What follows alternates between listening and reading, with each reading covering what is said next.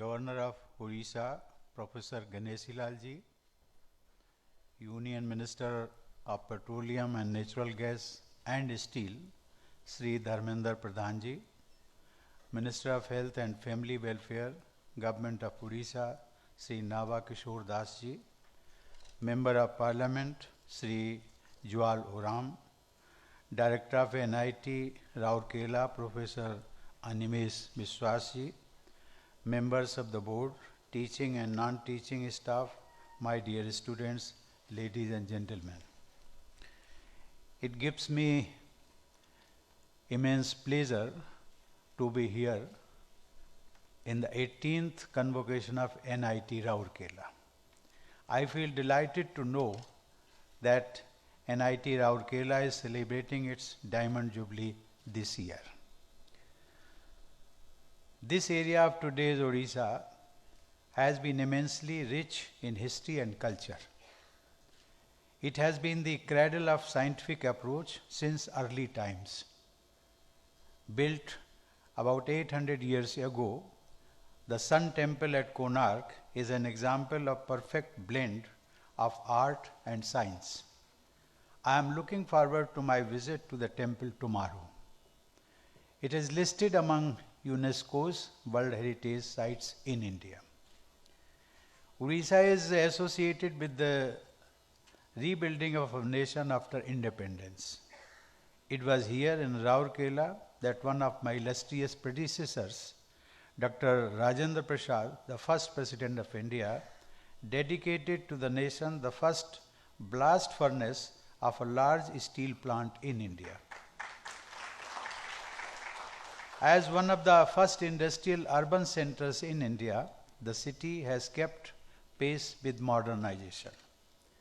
As the second largest government-run technology institute in eastern India, NIT Rourkela has made significant contribution to the field of engineering and technology.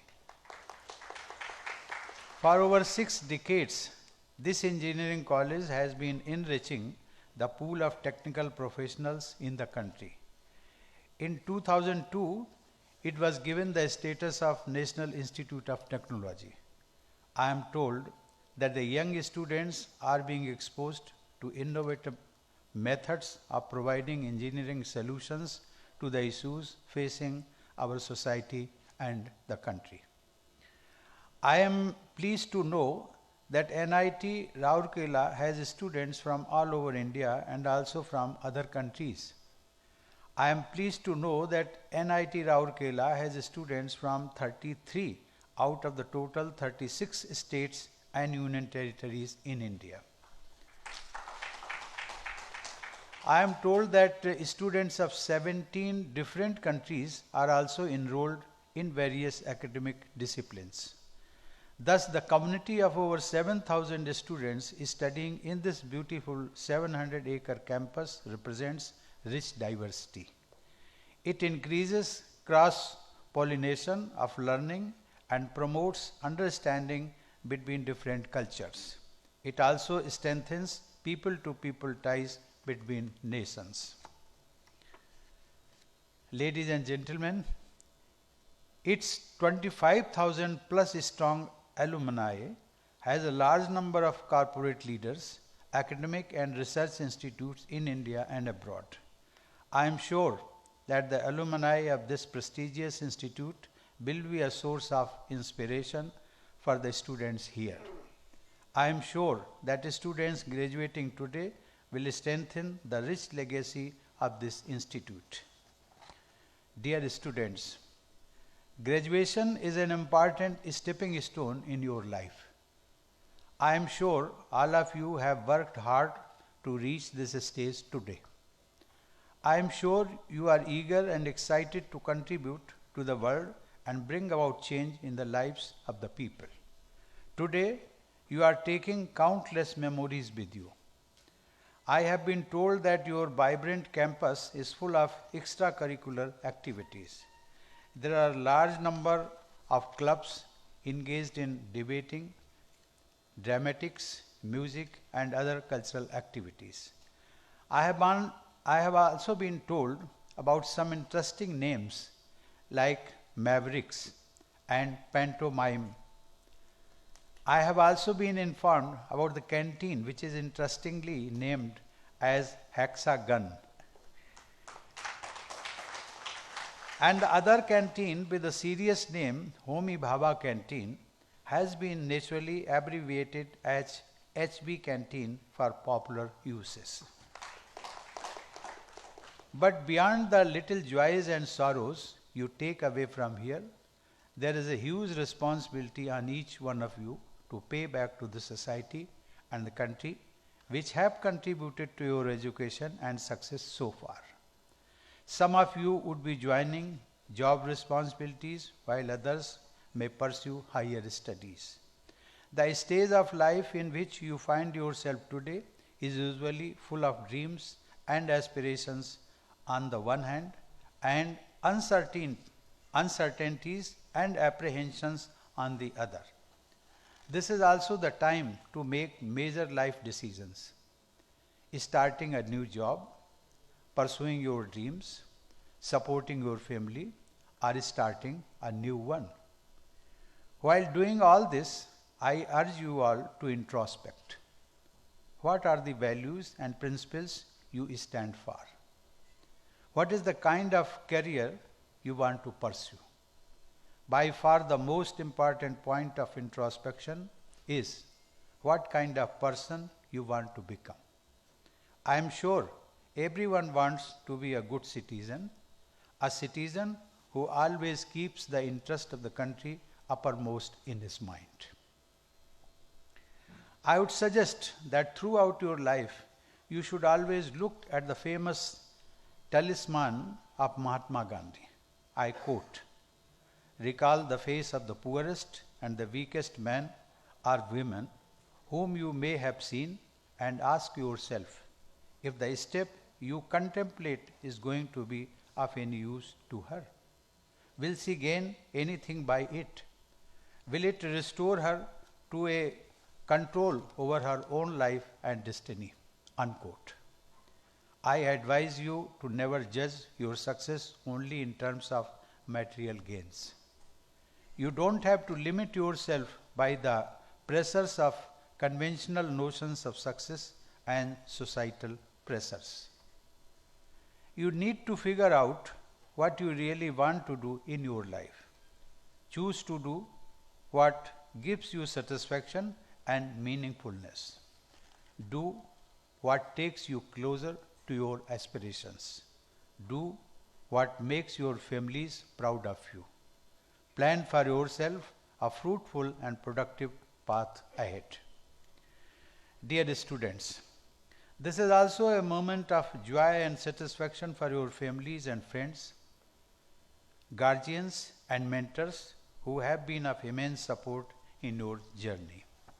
I congratulate all the degree recipients and model winners present here today.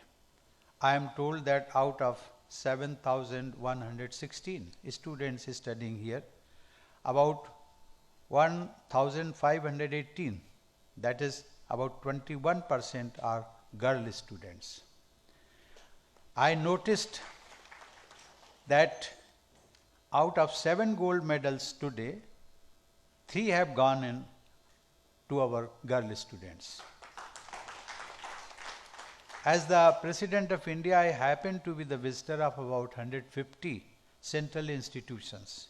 In most of the convocations I attend across the country, I noticed that our girls are outshining our boys and winning more gold medals in liberal arts, humanities, medical sciences, law, and several other areas. This is indeed a heartening trend and reflects the potential of our daughters. However, it has been observed that the enrollment of women in technical and scientific disciplines is low. According to a recent survey, enrollment of women in engineering and technical institutes across India is only about 20%. Our girls should be encouraged to pursue technical education and excel in the same manner as they do in other areas. The country needs more of our girls to pursue higher education, especially in science, technology, engineering, and mathematics. Growth and excellence of women in technical areas will add a new dimension to our national development. It will promote gender empowerment at the higher levels in the field of science and technology. It will help women break the glass ceiling in one of the most important spheres in the world of 21st century. Ladies and gentlemen, and my dear students, a university and institution must contribute towards empowering the community in its surroundings.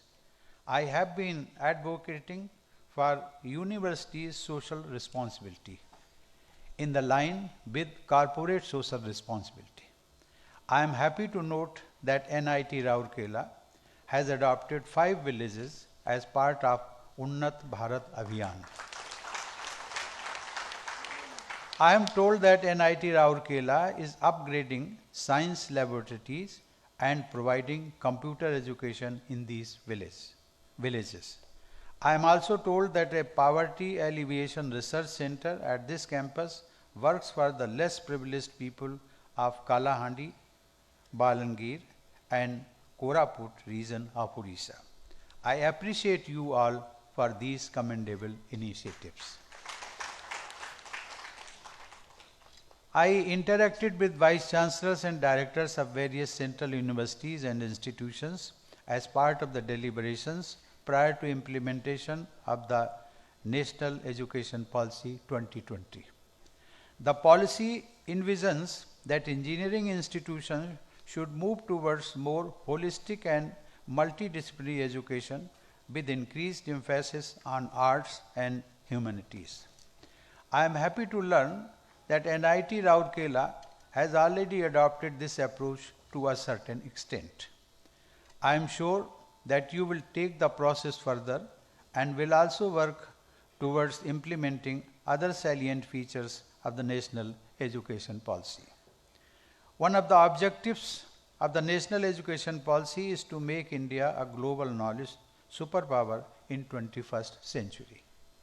Institutions like NIT Rourkela have to play a major role in achieving these national aims. I once again congratulate all of you and wish you a very happy, successful and bright future. I also extend my best wishes to the faculty members, teaching and non-teaching staff and the family members and guardians of the graduating students on this momentous day. Thank you. Jai Hind.